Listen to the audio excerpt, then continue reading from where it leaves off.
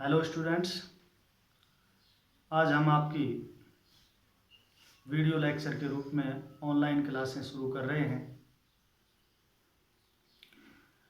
मैं आशा करता हूं कि आपका पूरा सहयोग मिलेगा।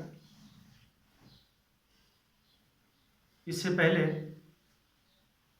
व्हाट्सएप मैसेज के रूप में हम सातवें पाठ का काम आपके पास भेज रहे थे, तो उसी सातवें पाठ को मैं आज शुरू कर रहा हूं। ये सातवां पाठ है परमाणु सिद्धांत, तत्वों का आवर्त वर्गीकरण व गुणधर्म, अर्थात एटॉमिक थ्योरी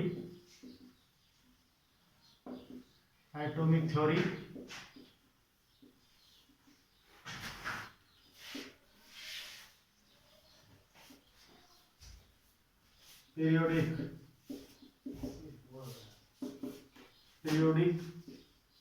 क्लासिफिकेशन एंड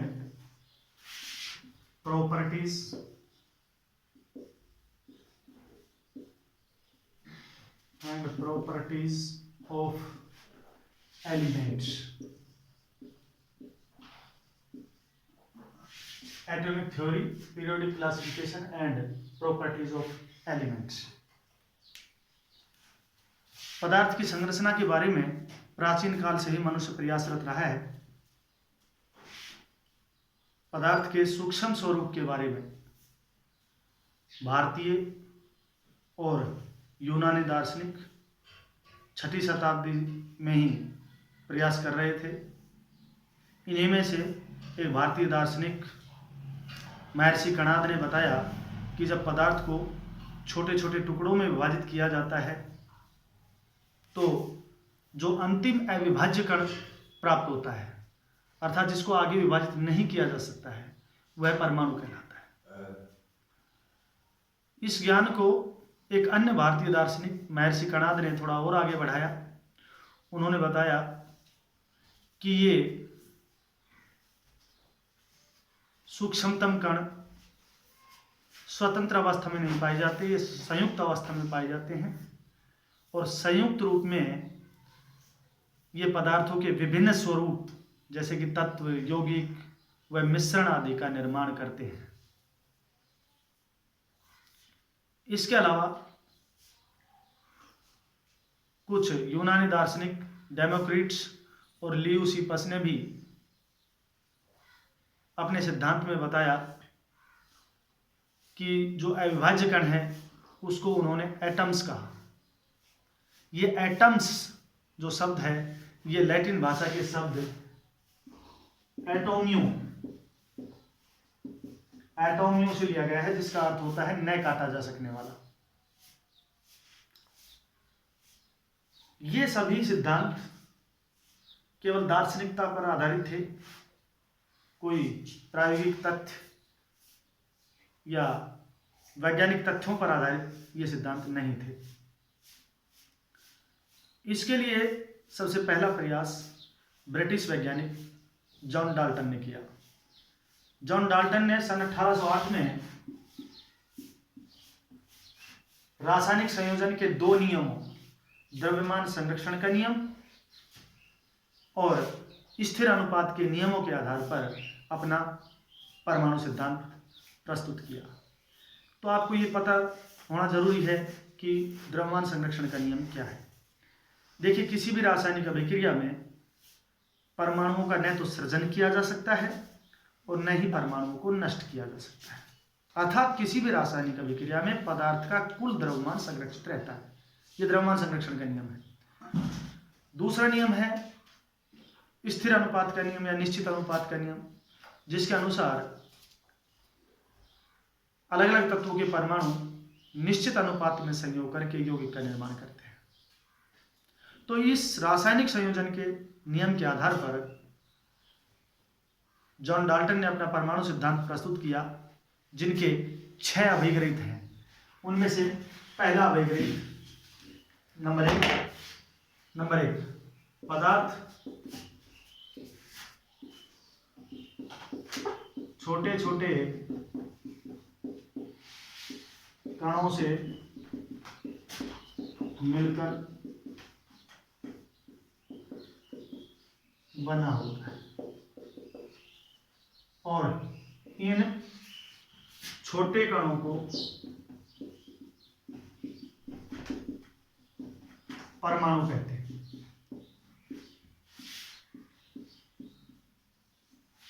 दूसरा अभिकृत है कि परमाणु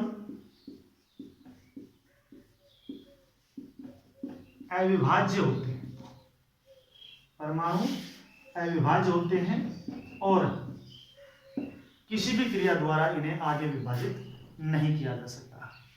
तीसरा अभिकृत है डाल्टन का कि एक ही तत्व के सभी परमाणु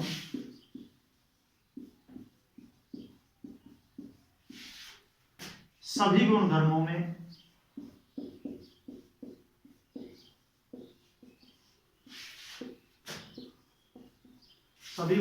समान है।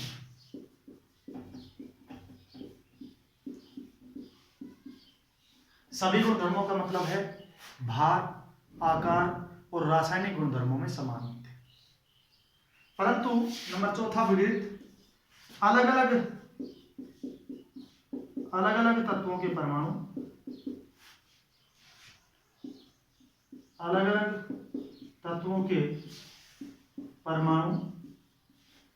भार, आकार और रासायनिक गुणधर्मों में अलग अलग होते हैं। अलग अलग तत्वों के परमाणु भार, आकार व रासायनिक गुणधर्मों में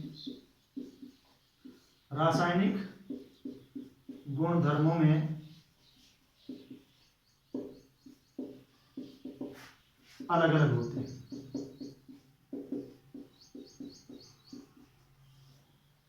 नंबर पांचवा अभिकृत है कि अलग अलग तत्वों के परमाणु सदैव छोटी छोटी पूर्ण संख्याओं के सरल अनुपात में संयोग करके यौगिक बनते हैं। अलग अलग तत्वों के परमाणु आपस में छोटी छोटी पूर्ण संख्याओं के सरल अनुपात में संयोग करके यौगिक बनाते हैं। और छठा अभिकृत है कि रासायनिक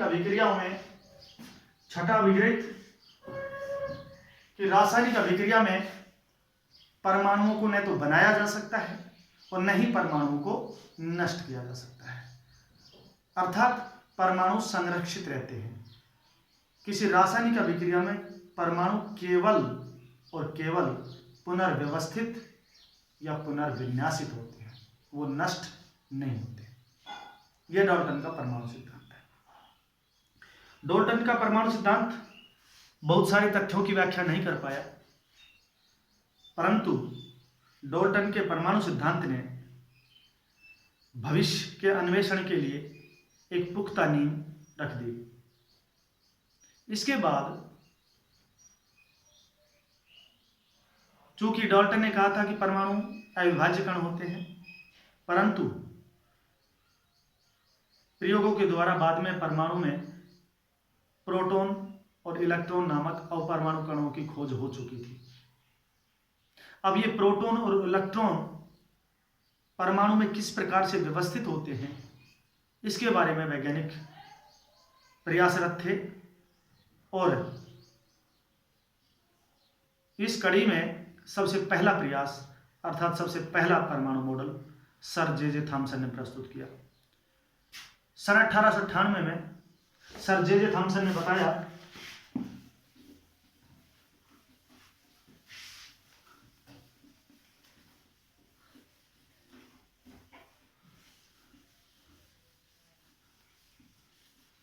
सन 1898 में सर जे थॉमसन ने बताया कि परमाणु 10 की पावर -10 मीटर 10 की पावर -10 मीटर त्रिज्या का एक ठोस और धनावेशित गोला होता है, ऐसे, जिसमें समान मात्रा में ऋण आवेशित इलेक्ट्रॉन बीच बीच में व्यवस्थित होते हैं, ऐसे।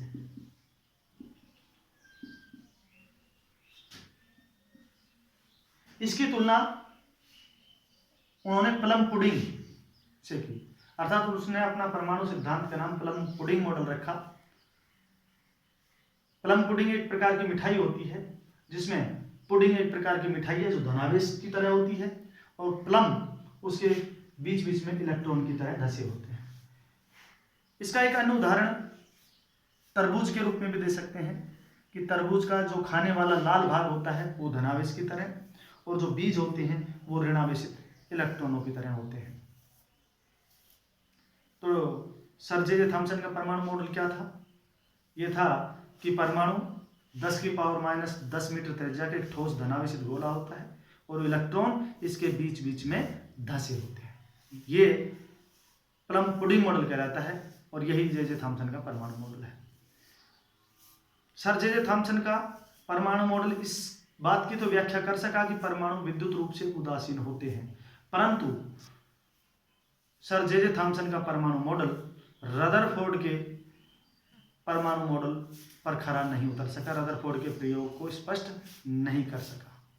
इसके बाद रदरफोर्ड ने अपने शिष्यों के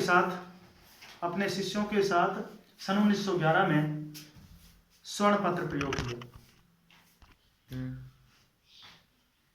अर्नेस्ट रदरफोर्ड तथा उनके शिष्यों ने सन 1911 में स्वर्ण पत्र प्रयोग किया।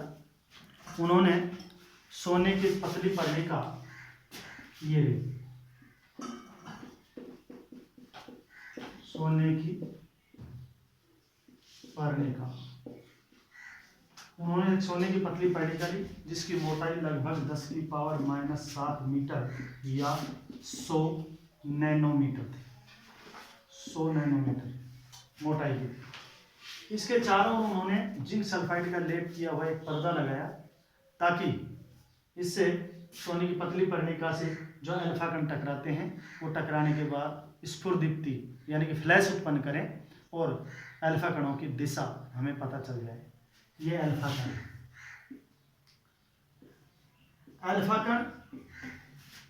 कण ऐसे हीलियम के नाभिक होते हैं जिनका द्रव्यमान लगभग 4 माइक्रो होता है। उन्होंने सोने की पतली पर्णिका पर अल्फा कणों की बमबारी की और उन्होंने देखा कि अधिकांश अल्फा कण सीधे निकल जाते, यानी कि इस प्रयोग के प्रेक्षण। तो रदरफोर्ड ने कौन कौन से प्रेक्षण प्राप्त किए वो देखिए। ये मान लेते हैं सोने की पतली पर्णिका है और जब इस पर अल्फा कणों की बौछार की जाती है तो उन्होंने देखा कि अधिकांश अल्फा कण सीधे निकल जाते हैं,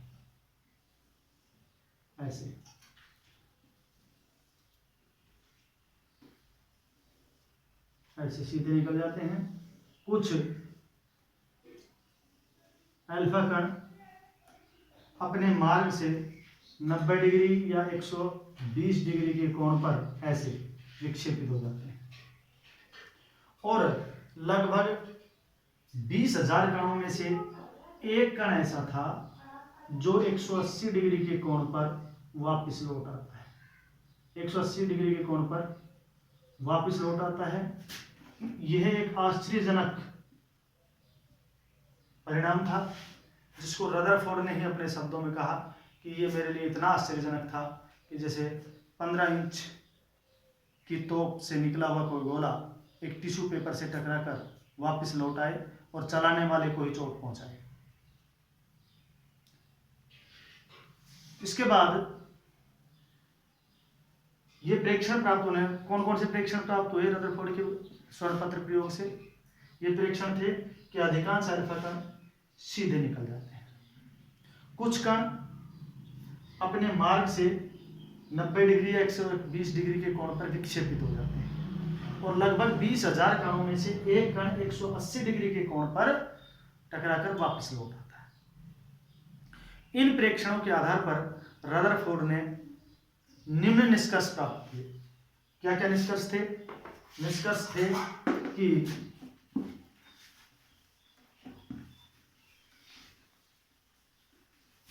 निष्कर्ष थे कि परमाणु का अधिकांश भाग खोखला होता है। यही कारण है कि परमाणु के अधिकांश कण सीधे निकल जाते हैं और आवेशहीन भी होता है, खोखला होता है और आवेशहीन होता है। कुछ कण अपने मार्ग से विक्षेपित होते हैं, अर्थात उन पर प्रतिकर्षण बल लगता है, और प्रतिकर्षण बल का अर्थ यह होता है कि परमाणु का धनावेश परमाणु के बहुत ही कम आयतन में स्थित होता है। और आपको पता है कि अल्फा कण धनावेशित होते हैं और परमाणु के नाभिक में या परमाणु के केंद्रीय भाग में भी धनावेश होता है, इसलिए धन और धन एक दूसरे को प्रतिकर्षित करते हैं और ये अल्फा कण विक्षेपित होते हैं। और तीसरा जो निष्कर्ष था वो ये था कि परमाणु में धनावेश का आयतन परमाणु के आयतन की तुलना में बहुत ही कम होता है। धनावेश का आयतन परमाणु के आयतन की तुलना में बहुत ही कम होता है, इसे नाभिक कहते हैं। और नाभिक की जो त्रिज्या है वो परमाणु की त्रिज्या से 10 की पावर 5 गुना छोटी, 10 की पावर 5 गुना छोटी। अर्थात परमाणु की त्रिज्या 10 की पावर -10 मीटर है, तो नाभिक की जो त्रिज्या है वो 10 की पावर -15 मीटर होगी। ये निष्कर्ष प्राप्त हुए रदरफोर्ड। इसके बाद रदरफोर्ड ने अपना परमाणु सिद्धांत प्रस्तुत किया, जिसके अनुसार परमाणु का संपूर्ण धनावेश और द्रव्यमान उसके केंद्र अर्थात नाभिक में स्थित होता है। दूसरा पॉइंट है परमाणु सिद्धांत का कि परमाणु का अधिकांश भाग रिक्त होता है और उस रिक्त स्थान में ऋणावेशित इलेक्ट्रॉन निश्चित कक्षाओं में चक्कर लगाते हैं, तीव्र गति से चक्कर लगाते हैं और इनको ऑर्बिट या कक्षा कहते हैं। तीसरा सिद्धांत है, तीसरा पॉइंट है कि परमाणु विद्युत उदासीन होता है, अतः निश्चित रूप में परमाणु में जितने इलेक्ट्रॉन होते हैं उतने ही परमाणु में प्रोटॉन होते हैं, यानी कि धनावेश होता है। ये रदरफोर्ड का परमाणु मॉडल है। कल हम आपको रदरफोर्ड के परमाणु मॉडल की कमियां और नील्स बोर का परमाणु मॉडल समझाएंगे। और इसके अलावा कल हम जितना हमने पढ़ाया है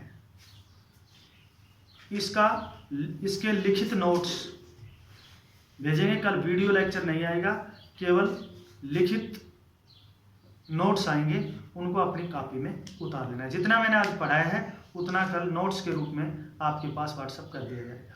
तो इसलिए साथ साथ नोट्स बनाएं और इसको समझें। कोई दिक्कत आए तो मुझसे व्हाट्सएप से बात करें। धन्यवाद।